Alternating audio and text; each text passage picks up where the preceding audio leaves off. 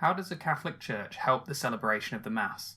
A Catholic church is a place where the community can gather on Sundays and holy days to worship by celebrating the Eucharist, what the church calls the highest form of prayer. And although Catholic churches can vary massively in design and style, there are several common features in a church that are included to enable the celebration of the Mass. The lectern is a platform from which the readings are proclaimed. It needs to be visible and to have suitable amplification. At a Sunday Mass there are usually 4 readings: Old Testament, Psalm, New Testament and Gospel. Christians believe that the Bible is the Word of God, and so Christ is present when the Scriptures are read. The readings act as a reminder of what God has done, both in the history of the Israelites in the Old Testament and the life of Jesus and the early Church in the New Testament. The altar is a place of sacrifice.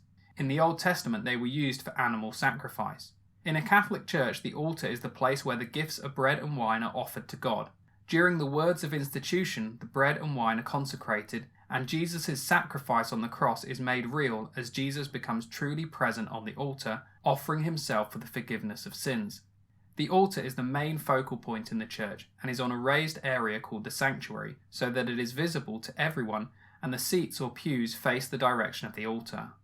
At the end of the Mass, some of the consecrated hosts are kept behind or reserved in the tabernacle. This means that the presence of Christ remains in the church even after the Mass has ended. This can help be a focal point for Catholics who come to pray privately in the church, as well as allowing for a service of Eucharistic adoration or benediction to take place at another time. Also, if someone is unwell at home or in hospital, a priest can take the Blessed Sacrament from the tabernacle to the person so they can still receive the Eucharist. Either on or near the altar is a crucifix, an image of the crucified Christ on the cross. It is a reminder of the suffering that Jesus endured to save or redeem humans from their sin. Despite being a symbol of torture and death, for Catholics the crucifix is a reminder of God's love for them in showing how he was willing to sacrifice his Son for us men and our salvation.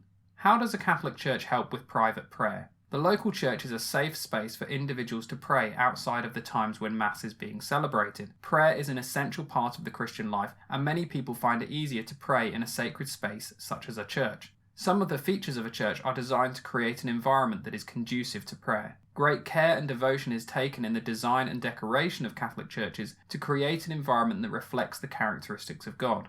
While fashions may change over time, the essential idea is that the space should inspire people to pray. Most churches will have statues of saints of whom Catholics can ask for their intercession. Churches also include votive candles that people can light themselves when they say a prayer for a particular person or need. They will have a set of Stations of the Cross, which are an inspiration to prayer, particularly during Lent and Holy Week. Larger churches will often have a side chapel or lady chapel, which creates a smaller, quieter, more intimate space for prayer. How has church architecture changed since Vatican II? In the 1960s, the Catholic Church held a council in the Vatican to discuss a range of issues facing the Church. Because of the council, a number of changes were made to how Catholics celebrated the Mass. Some of these affected the design and layout of Catholic churches. Catholic churches built before the 1960s were typically built in the shape of a cruciform, with the congregation facing towards Jerusalem in the east. Furthermore, the altar was normally built into the east wall. This was because during the Eucharistic prayer, when the consecration happens, the priest would face the same direction as the congregation, i.e. his back was to the people. However, at the Second Vatican Council, it was decided that the priest should face the people so that the congregation felt more involved with the celebration. This meant moving the altar forward so that the priest could stand behind it and face the congregation. Because of this change, new churches built after the 1960s have been able to move the altar further forward and create a more inclusive layout. Many new churches are now built in a circular or semicircular shape. This enables more of the congregation to be closer to the altar. How do Catholic churches differ from non-Catholic churches? Firstly, is it an altar or a table? Different Christians have contrasting views about whether it is necessary to have an altar or a table. In Catholic churches, since it is believed Christ is truly present in the Eucharist, the sacrifice of Christ is made real during the consecration. Therefore, it is right to think of this as taking place on an altar, since an altar is a place of sacrifice.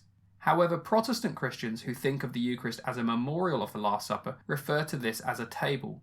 This is a reminder of the meal that Jesus shared with his apostles and emphasizes that what is happening in the Eucharist is a reenactment rather than a participation in an actual sacrifice. This also emphasises the idea of a family or community gathering round a table to share a meal together. In many Protestant churches, the Eucharist is referred to as the breaking of bread or the Lord's Supper. Secondly, what sort of image of Christ should you have? Catholics prefer to use the image of a crucifix. This shows the crucified Christ dead upon the cross. This reminds Christians of the suffering Jesus endured and is appropriate as the sacrifice of Jesus on the cross is experienced at every Mass.